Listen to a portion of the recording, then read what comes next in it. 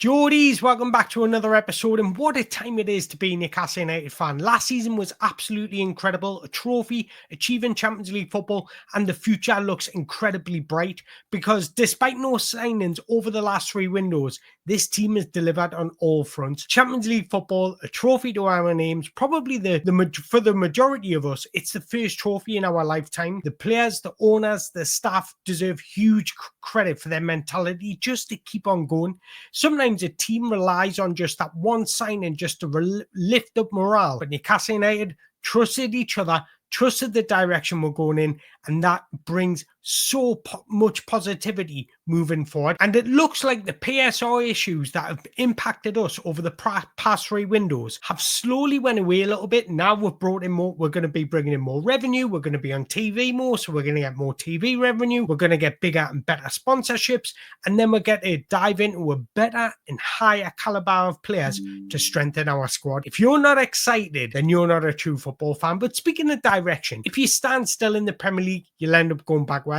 So let's not rest on this. This is just the start of something special. Let's build upon this platform. I kind of feel like the club almost gambled on complying by PSR rules, and it's paid off because now we've achieved Champions League. We're in a bigger and better position to have a greater depth in room in the transfer market. Now, speaking of transfer market, this summer is going to be incredibly exciting. I'm going to do plenty of scout reports over the summer holidays, so make sure you follow, subscribe for them. But journalist Mark Douglas has suggested that Newcastle United have got a 250 million war chest heading into the transfer window. I'm not sure how credible that is. However, we've put ourselves in the best position possible for the seasons to come because we're going to bring in more revenue because of Champions League football. We're going to have bigger and better sponsorships moving into next season, so that'll bring in more revenue. And we've also got a bigger and better pool for higher caliber players in the transfer market, which will not only help us for next season, but it's going to help us for seasons to come, because if we sign a player, it's probably going to be on a 3 or 5 year contract. So it's going to help us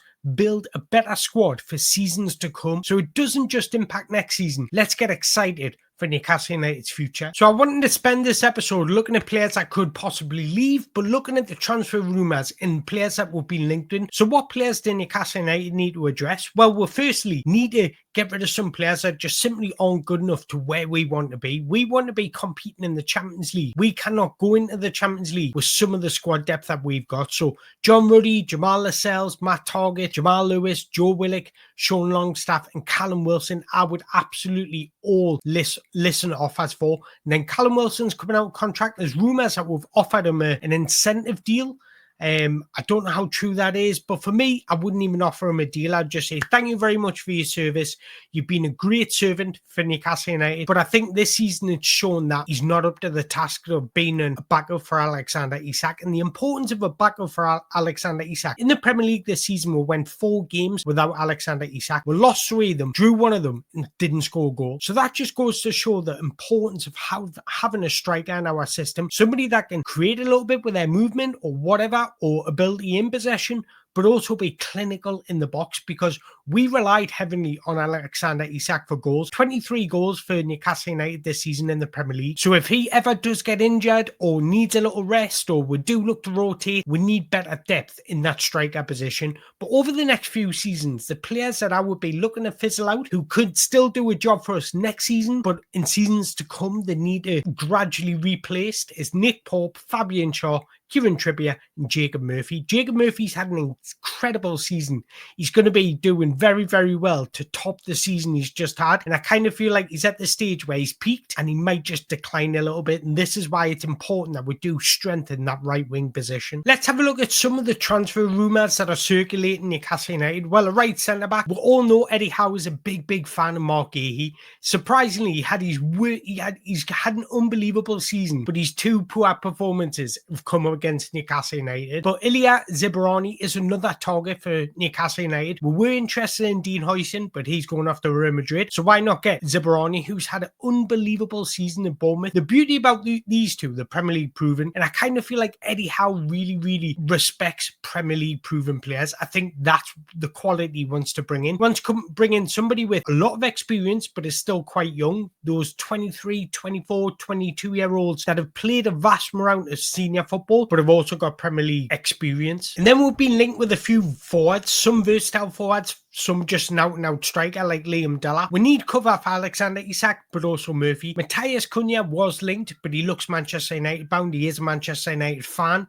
so that's probably why he's leaning towards Manchester United. But Delap's been linked. He's got a release clause of 30 million. If you can bring him in for 30 million, that's quite good. He's 22 years old. He scored 12 Premier League goals in his debut season for a relegated side, which is highly respectable. But we've also been linked with Joao Pedro from Brighton, who I know Eddie Howe is a fan of, because before he moved to Brighton, we were heavily linked to Joao Pedro. And then Bryan Mbeumo is another one that keeps getting mentioned to Newcastle United, but it looks like Manchester United have entered the race for Bryan Mbeumo. But personally, I think they can't afford Matthias Cunha and Mbeumo. They would have to sell to buy if they were to bring in Bryan Mbeumo. So they would have to get rid of somebody like Alejandro Garnacho to then bring in Bryan Mbeumo. But the beauty about Newcastle, we're not in a position where we need to sell to buy anymore. We can buy now. And if it's true that we've got a transfer war chest of 250 million, I don't think it's going to be that much, in my opinion. I think we might have about 100, 150 million, depending on player sales. But look, we've definitely got money to spend this summer, and we need to spend because we need more depth going into 4 competitions next season. So that right winger position, somebody like Bryan Mbeumo fits Newcastle perfectly. For me, he's personally best when he's playing on the right, but he can also cover for that striker position. And then we've also been linked to 2 goalkeepers. James Trafford has been linked for a while now, but I kind of feel if now that Burnley has been promoted, that his price tag has went up even more. So I don't know what's going to happen with that situation, but John Garcia is another one that we've been linked with, and he's had an insane season in Spain with Espanyol. Don't get me wrong, I think Nick Pope's had a low-key, very good season. He's pulled off some crucial saves in vital moments, but there's definitely room for improvement with him. When it comes to shot stopping, Nick Pope is unbelievable. He's just as good as Garcia and Trafford, but the difference that these two bring over Nick Pope is that ability in possession. Somebody that's comfortable with the ball at his feet, somebody that can play out from the back, maybe be direct from the back with a better passing range and a more expansive passing range to give you different options to be direct or play through the lines. And I think that's what Eddie Howe is looking for. We've also need more depth in midfield. So there's a lot of squad building we need. And the 2 players that have been linked and rumoured is Jack Rudoni, currently at Coventry, and also Lamine Camara, who's being watched, who's currently in Monaco. As we know, Eddie Howe is a big fan of Joao Pedro, or somebody at the club is a big fan of Joao Pedro, because we've been tracking this player since he was at Watford playing in the Championship. He went to Brighton instead of us, and I don't think we wanted to pay out the money for Joao Pedro, but we do have serious interest in Brighton for Joao Pedro, somebody that we've been linked with many a times. He's had 16 goal involvements for Brighton this season, which is a very respectable return. He comes with Premier League experience, but he's also versatile. He can play as a striker, a second striker, so that's somebody that could fit into our system. But there's also been mentions of free agents Jonathan David, who's leaving Lille, Dominic Calvert-Lewin of Everton, and we're also watching Rennes forward Arnaud Kalimuendo. Okay, so let's break those 3 down. Jonathan David, he would come on a free, which is a big positive, but I have heard, and I don't know how true this is, that Saudi clubs have approached him. So is he really going to turn down that mega move, that big money move for somebody like Newcastle United? It would certainly show where his ambitions lie. So that's a one to be interested in, because his record, he scored double digits in every single season he's played in the league. That's without even counting his European experience. He's got Champions League experience, he's got Europa League experience, so he comes with a lot of experience, and scoring 10 plus goals every single season that you've played in is very Premier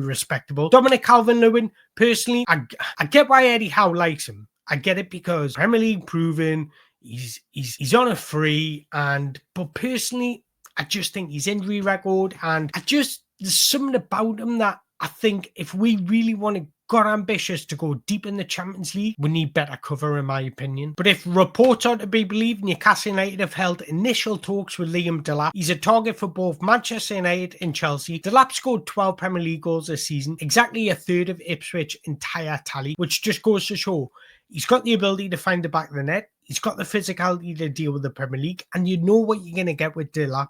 somebody that will be a powerful runner for you, somebody that will fight for every ball. And I've actually already prepared a scout report on Liam Delap, which I'm probably going to record tomorrow. So keep an eye out for that. But I want to hear your thoughts. Out of those strikers, is there anybody that really catches your eye? Or is there somebody that you think we can do better than that? We should have achieved better than that. But the two midfielders that would be linked with is Jack Rudoni from Coventry and Monaco's Lamine Camara. So Joao Pedro offers versatility, can play as a striker, second striker, and he's a suitable cover for Alexander Isak, in my opinion. Joao Pedro has 40 goal assists in 70 games for Brighton in total, which isn't a bad return. But then you look at Liam Delap and you think, is he better? Would he fit our system better? It's something that we need to consider because they both bring different qualities. Liam Delap's a striker, 12 Premier League goals this season for a relegated side, and his debut. And he's got the profile of the player is something that we do need to consider. Or we're going to look for somebody that's quite similar to Alexander Isak, or we're going to look for somebody that would offer us something different. Personally, I think we miss raw, creative midfielder. Somebody that can really create chances upon chances upon chances, that'll take risks with passing. I think we need that in our system. So when we're finding it difficult to break through or break down a low block, we can bring somebody on that will just create a moment out of nothing. Personally, I would love to see that next season at Newcastle United, but we are interested in strikers because we need more strike depth, and Liam Delap is certainly one of them. I kind of feel like Liam Delap wanted Man United only if they got Champions League, because I personally think he wants to play in Champions League. Now, the pros from going to Man United is he's probably going to play every minute. The cons of him going to Man United are a graveyard for players at the minute, and also he's not going to have that European experience that he wants. Chelsea, he's got lots of people he knows at Chelsea. The half of Chelsea's backroom staff came from Man City, which is where Liam Delap was educated. So if he goes to Chelsea, he gets Champions League football, but he also goes into an environment that he knows people there. If he comes to Newcastle United, you know what you're going to get with Newcastle United. The environment is exactly a place that players want to go to. He would be an understudied Alexander Isak, and he would also get European football. And we all know how much Newcastle treasure centre forward. Like, I'm not saying he's going to be Alan Shearer, but he could look at Alan Shearer's legacy and be like, if I can just score a goal every 2 games, 1 in 2 games, I could build a strong relationship with their fan base. And then Kulumuendo, not many people would have known of Kulumuendo, but he scored 17 goals in Liga this season. He's not your target man. He's not a Liam Delap where he's 6'2" and he's big and he's physical. He's quite robust, but he's short, stocky, and he's got good mobility. He runs in behind, he likes to dribble with the ball, and he's quite clinical inside the box. Mark Gahey, you know what you're going to get with him. Mr. Reliable, I like to call him. He can play right centre-back, he can play left centre-back. He's known, he's got the quality, and he's Premier League proven, which we know Eddie Howe likes. For me, it depends on the price tag Crystal Palace set on him, because if they're asking for 70, 80 million, personally, I would look elsewhere. But if they're asking for somebody like 40 million, I wouldn't argue against that one bit. But it'll be hard to price somebody like that out of Crystal Palace because they're going in next season in their first ever European season. He's captain. He's going to want to lead them into their first ever European tour. So it's going to be hard to persuade him to come out of Crystal Palace next season. Maybe this season after might be a little bit easier, but next season might be quite difficult. When it comes to Bryan Mbeumo, seems a perfect fit for our system. He's Premier League proven. He scored 20 goals, provided 7 assists in the Premier League this season.